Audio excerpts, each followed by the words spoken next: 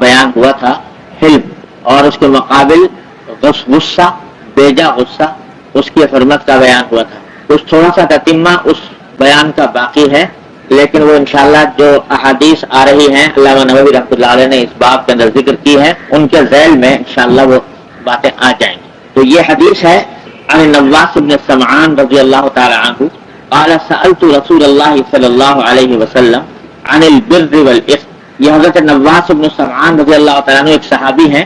وہ فرماتے ہیں کہ میں نے رسول کریم سرور دو عالم صلی اللہ علیہ وسلم سے پوچھا نیکی اور گناہ کے بارے میں. یعنی یہ پوچھا کہ نیکی کیا چیز ہے اور گناہ کیا چیز ہے. مقصود یہ تھا کہ نیکی کے بارے میں بھی کوئی مختصر بات ایسی ارشاد آپ فرما دیں جو جامع ہو اور جس کی روشنی میں پتہ چل جائے کہ فلاں کام نیک ہے، فلاں کام کرنے کا ہے. اور گناہ کے بارے میں بھی کوئی جامع بات آپ ارشاد فرما دیں کہ نیکی کیا ہوتی ہے اور گناہ کیا ہوتا ہے. تو اس کے جواب میں نبی کریم صلی اللہ علیہ وسلم نے ارشاد فرمایا کہ البر حسن الخلق والاسم ما حاک فی نفسک وکرہت ان یطلع علیہن. دو مختصر تعریفیں فرمائی نیکی کی بھی اور گناہ کی بھی. نیکی کی تعریف یہ فرمائی کہ البر حسن الخلق، کہ نیکی نام ہے خوش اخلاقی کا، اچھے اخلاق کا نام ہے بر نیکی. یعنی اگر اخلاق صحیح ہو جائیں، درست ہو جائیں، اچھے ہو جائیں تو نیکی کے تمام شعبے اس کے اندر حاصل ہو جاتے ہیں. جیسا کہ پچھلے جمعہ میں نے عرض کیا تھا کہ خوش اخلاقی کے معنی یہ ہے، اخلاق کے اچھے ہونے کا معنی یہ ہے کہ انسان کی طبیعت، انسان کے باطن میں صحیح جذبات پیدا ہونے لگے، صحیح خیالات پیدا ہونے لگے، جذبات میں اعتدال آ جائے، انسان کی طبیعت میں اعتدال آ جائے. یہ ہے حسن خلق کے معنی.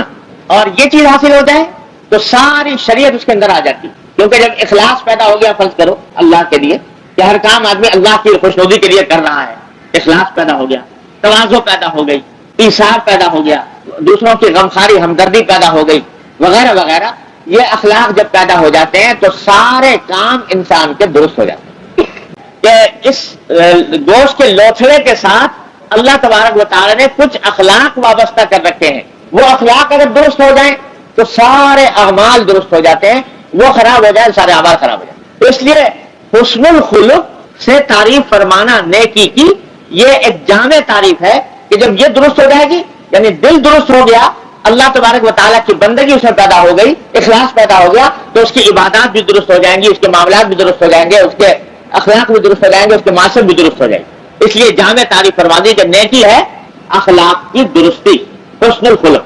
اور اس کے مقابلے میں گناہ کی تعریف یہ فرمائی کہ والاسم ما حاک فی نفسک وکرہت ان یطلع علیہن. کہ گناہ یوں سمجھ لو وہ چیز ہے جس سے تمہارے دل میں خلش پیدا ہو، یعنی وہ کام کرتے ہوئے تمہارے دل میں رکاوٹ پیدا ہو اور تم اس بات کو پسند نہ کرو کہ تمہارا وہ عمل دوسروں کے علم میں آئے. یعنی ایسا کام جس کو کرتے ہوئے دل میں رکاوٹ پیدا ہو رہی ہے، بھائی پتہ نہیں اچھا ہے برا ہے، کروں کہ نہ کروں، کچھ دل آمادہ نہیں ہو رہا، مطمئن نہیں ہو رہا. اور اگر کر لیا تو یہ خواہش ہے کہ بھائی لوگوں دوسروں کو پتہ نہ چلے تو اچھا ہے. یہ کام جب ہو تو سمجھ لو کہ یہ گناہ ہے. اس واسطے کہ اللہ تبارک و تعالی نے قرآن کریم میں فرمایا ہے کہ وَنَفْسٌ وَمَا سَوَّاهَا فَأَلْهَمَهَا فُجُورَهَا وَتَقْوَاهَا. اللہ تبارک و تعالی نے جب انسان کو پیدا کیا تو انسان کے دل میں ایک عجیب چیز پیدا فرما دی، جس کو مختلف ناموں سے یاد کرتے ہیں. کوئی کہتا ہے وہ ضمیر ہے، کوئی کہتا ہے وہ نفس لوامہ ہے. ایک ایسی چیز پیدا کر دی ہے انسان کے دل میں جو برائی کا احساس دلاتی ہے اور اچھائی کا احساس دلاتی ہے. وہ اللہ تعالیٰ نے فطری طور پر انسان کے دل میں پیدا کر دی. تو وہ جو کانٹا ایک لگا ہوا ہے ایک مومن کے دل میں، تو برا کام کرتے ہوئے وہ کانٹا کھول بتا دیا کہ فلاں کام حرام ہے، فلاں کام حلال ہے، فلاں جائز ہے، فلاں ناجائز ہے. لیکن ہر ایک آدمی کو ساری باتوں کا علم نہیں ہوتا. تو کرتے ہوئے ایک مومن کے دل میں کبھی کبھی خلش پیدا ہوتی ہے، کانٹا سے کھٹکتا ہے کہ پتہ نہیں یہ کام ٹھیک ہے کہ نہیں ہے. تو آپ نے فرمایا کہ بس وہاں رک جا، اس واسطے کہ یہ جو خلش تمہارے دل میں پیدا ہو رہی ہے یہ اس بات کی علامت ہے کہ اس کام میں کچھ نہ کچھ برائی ضرور ہے. اور کم از کم یہ کرو کہ اگر کوئی جاننے والا موجود ہے تو پوچھو اس سے کہ جائز ہے کہ ناجائز ہے، حلال ہے کہ حرام ہے. اور جب تک کہ پوچھ کر اطمینان نہ ہو جائے اس کے جائز ہونے کا یا حلال ہونے کا، اس وقت تک وہ کام نہ کرو. یہ ایک اصول بیان فرما دیا نبی کریم صلی اللہ علیہ وسلم کہ جس سے رکاوٹ ہے. مگر یہ اس وقت ہے، ذرا سمجھ لیجئے کہ یہ کانٹا جو اللہ تعالیٰ نے لگایا ہے دل میں، جو روکتا ہے ٹوکتا ہے انسان کو برے کام کی، یہ اس وقت جبکہ انسان کی فطرت سلیم ہو اور گناہوں کی کثرت نے اس کو بے حس نہ بنا دیا، اللہ بچائے، تو اس وقت یہ کانٹا کھٹکتا رہتا ہے۔ لیکن بعض اوقات ایسا ہوتا ہے کہ انسان کو یہ کانٹا کھٹکتا رہتا ہے لیکن وہ اس کی پرواہ نہیں کرتا اور جائز ناجائز حلال حرام سب کچھ کرتا چلا جاتا ہے غفلت کے عالم میں تو بے تحاشا کرتا ہے گناہ اور بے فکری سے کرتا ہے، غفلت سے کرتا ہے، تو کرتے کرتے یہ حالت ہو جاتی ہے کہ پھر یہ کانٹا کھٹکنا بند کر دیتا ہے، پھر انسان کے اوپر غفلت طاری ہو جاتی ہے، دل پر پردہ پڑ جاتا ہے اور اس کے بعد غلط سے غلط کام کے وقت میں بھی دل میں کوئی احساس پیدا نہیں ہوتا اور وہ کھٹکنا بند ہو جاتا ہے۔ تو اللہ بچائے، اللہ تعالیٰ محفوظ رکھتے ہیں۔ پھر گناہوں کی کثرت کی وجہ سے انسان کی عقل خراب ہو جاتی ہے، ذوق بگڑ جاتا ہے اور اس کی وجہ سے پھر یہ کانٹا صحیح کھٹکنا چھوڑ دیتا ہے، تو اس کا اعتبار نہیں۔ کوئی آدمی کہتا مجھے تو کبھی نہیں کھٹکتا، میں تو شراب بھی پیوں اور گناہ کا کام بھی کروں اور بدکاری بھی کروں معاذ اللہ، اور میرے دل میں تو کوئی کھٹکتا ہے نہیں، لہذا میرے لیے تو گناہ نہ ہوا، تو وہ اس لیے نہیں کھٹکتا کہ گناہ کر کے اس کو بیکار کر دیا، تو یہ نقطہ مٹا دیا جائے۔ لیکن اگر اس نے توبہ نہیں کی تو اس کے بعد پھر دوسرا گناہ کر لیا تو ایک اور نقطہ لگ جائے، اور گناہ کر لیا ایک اور نقطہ لگ جائے، اور گناہ کر لیا اور نقطہ لگ جائے گا، یہاں تک کہ جب آدمی گناہ کرتا چلا جاتا ہے تو اس کا دل سیاہ ہو جاتا ہے اور وہ نقطہ بڑھتے بڑھتے دل کے زنگ کی صورت اختیار کر لیتا ہے، دل پر زنگ لگ جاتا ہے، جس کو قرآن نے فرمایا کلا بل ران علی قلوب، تو ان کے دلوں پر زنگ لگ گیا۔ اللہ اب یہ نقطہ کیسا ہوتا ہے اور زنگ کیسے لگتا ہے؟ چیر کے دیکھو دل میں تو کالا نقطہ نظر شاید نہ آئے، لیکن یہ نقطہ لگنے کے معنی یہ ہے کہ وہ جو اللہ تعالیٰ نے اس میں ایک صلاحیت رکھی ہے اچھے برے کے امتیاز کی، یہ سیاہی اس امتیاز کی صلاحیت کو ختم کرتی چلی جاتی ہے، یہاں تک کہ جب انسان بڑھتا چلا جاتا ہے وہ صلاحیت بالکل ختم ہو جاتی ہے اور زنگ لگ جاتا ہے، پھر گناہ کرتا چلا جاتا ہے کوئی ذرا سی بھی خلیج پیدا نہیں ہوتی اس کے اندر، تو اس کا تو اعتبار نہیں۔ لیکن ایک سلیم الفطرت انسان کے دل میں جو کھٹک پیدا ہوتی ہے تو اس کو اعتبار کرنا چاہیے۔ اللہ تبارک و تعالیٰ نے ہر مومن کے دل میں یہ کانٹا رکھا ہے۔ اب میرے شیخ حضرت مولانا مسیح اللہ خان صاحب صلی اللہ تعالیٰ کے درجات پر فرمائے، وہ فرمایا کرتے تھے کہ یہ جو دل میں خیال پیدا ہوتا ہے کہ یہ کام نہ کرو، وہ برا کام کرتے ہوئے دل میں رکاوٹ پیدا ہوئی یا کسی اچھے کام کرنے کا داعیہ دل میں پیدا ہوا، فرض کرو تم پانی پی رہے تھے اور پانی پیتے ہوئے کھڑے ہو کر پانی پی رہے ہیں، دل میں ایک دم سے دل میں خیال آیا بھائی سنت تو یہ ہے کہ بیٹھ کے پیا جائے پانی، تو دل میں خیال آیا کہ بیٹھ کے پینا چاہیے۔ یہ جو دل میں خیال آیا ہے یہ وہی ضمیر، وہی جو اللہ تعالیٰ نے کانٹا رکھا ہے وہ تمہیں یاد دلا رہا ہے، اس کو کہتے ہیں وارد۔ تو صوفیاء کرام اس کو کہتے ہیں وارد، یعنی یہ اللہ تعالیٰ کی طرف سے دل پر وارد ہوئی، یہ بات ایک الہام ہوا اللہ تعالیٰ کی طرف سے کہ دیکھو یہ تم جو پانی پی رہے ہو کھڑے ہو کر پیو گے سنت کے خلاف ہوگا، پھر بیٹھ کر پیو گے 3 سانس میں پیو گے تو یہ سنت کے مطابق ہوگا اور اس میں برکت ہوگی، اس میں نور ہوگا، اس میں ثواب ملے گا۔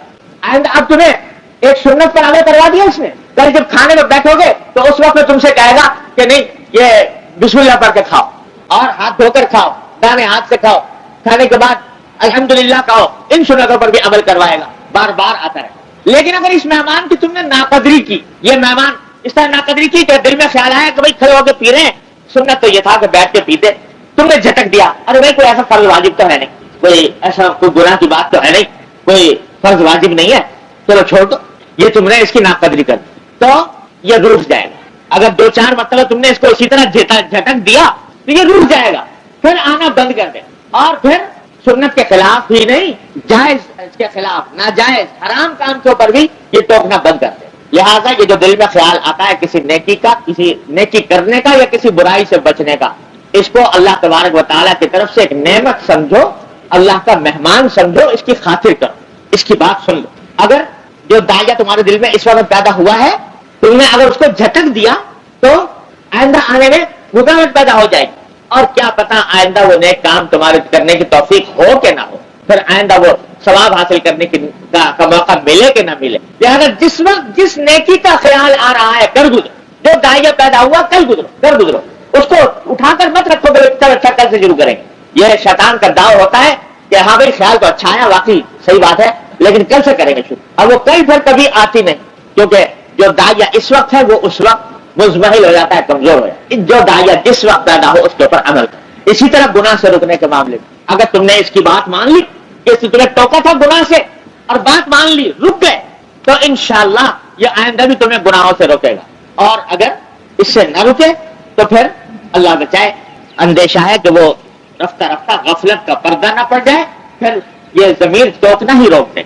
देखा होगा आपने कि जो जिनके हालात पड़े होंगे तारीख में, बड़े बड़े फिरौन, बड़े बड़े मुतकब्बिर, बड़े बड़े रौनक वाले, कैसी कैसी उनके सामने खुली खुली दलीलें बयान की गई, इसकी कदर करो और जब यह कटक पैदा हो तो रुक जाओ। ऐसे काम से रुक जाओ जिसमें शुबा हो, उससे भी रुक जाओ। यह है हासिल। एक हदीस में फरमाया नबी करीम सल्लल्लाहु अलैहि वसल्लम ने कि अल हलाल बय्यिनुन वल हराम बय्यिनुन, कि हलाल भी वाज़ेह है, हलाल चीजें क्या क्या है, और हराम चीजें भी वाज़ेह हैं, और व बैनहुमा उमूरुम मुश्तबिहात, हलाल और हराम के दरमियान कुछ चीजें ऐसी हैं जिनमें शुबा होता है कि पता नहीं हलाल है कि हराम है, या तो शुबा पैदा हो रहा है नावाकियत की वजह से कि आदमी को मसला मालूम नहीं, या किसी आलिम है लेकिन उसको दलाइल के अंदर तारुद है, उसकी वजह से उसको शुबा हो रहा है कि पता नहीं इसको हलाल की कैटेगरी में डालूं या हराम की कैटेगरी में डालूं, इस वजह शुबा हो रहा है। तो फरमाया कि जो ऐसी जो चीजें होती हैं जिनके अंदर शुबा हो, तो जो शख्स इन शुबे की बातों से भी बचेगा वो अपने आप को बचा ले जाएगा आखिरत।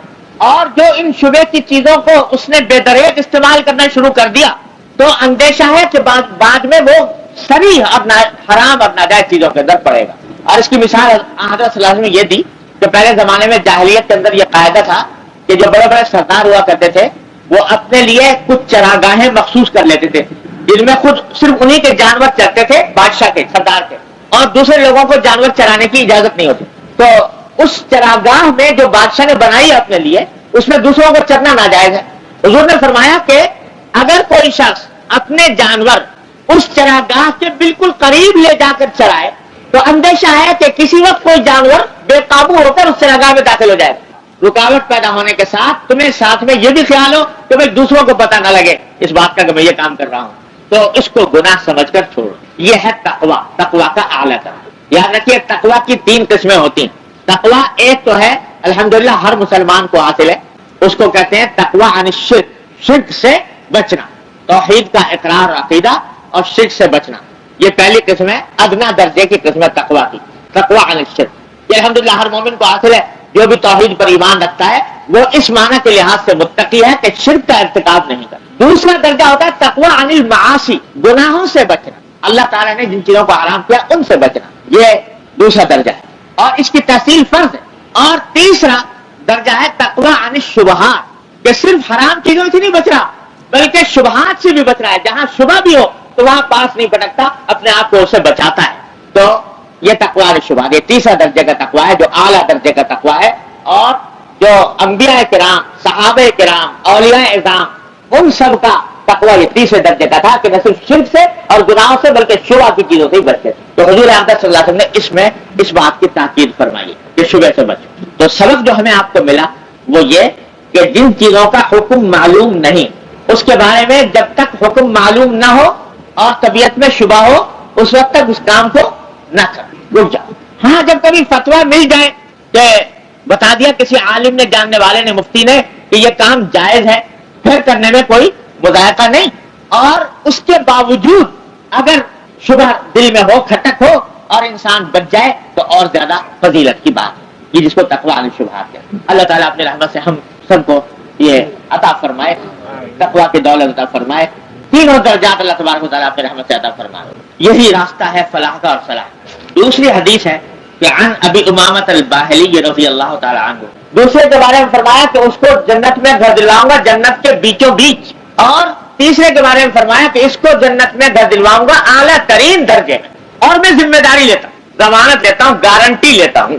अब अंदाजा लगाइए कि हुजूर अक़दस सल्लल्लाहु अलैहि वसल्लम की जमानत से ज्यादा किसकी जमानत जो है वो काबिल एतमाद हो सकती है। आप जमानत लेते। 3 आदमियों के बारे में एक फरमाया कि जन्नत के किनारों पर घर दिलवाने की जमानत लेता हूं उस शख्स जो झगड़ा छोड़ दे बावजूद हक पर होने के, हक पर था और अगर उसके लिए झगड़ा करना जायज भी था, अपने दिफा करना और इंतकाम लेना जायज था, लेकिन महज अल्लाह के लिए कि भाई क्या झगड़ू इस दुनिया के अंदर, झगड़ा करूं, उसने झगड़ा छोड़ दिया اور اللہ تبارک و تعالیٰ کی رضا کی خاطر چھوڑ دیا. وہی حلم کے تقاضے کے تحت اس نے جھگڑا چھوڑ دیا. فرمایا میں ذمہ دار ہوں جنت کے کناروں پر اس کو گھر دلو. اب چاہو تو یہاں کے گھر پر لڑ لو، دنیا کے گھر پر، دنیا کی زمین پر، دنیا کی جائیداد پر، اور چاہو تو نبی کریم صلی اللہ علیہ وسلم کی ضمانت لے اور آپ کا وعدہ، آپ کے وعدے کے مصداق بن جاؤ کہ آخرت میں ملے گا. عزت، یہ شہرت،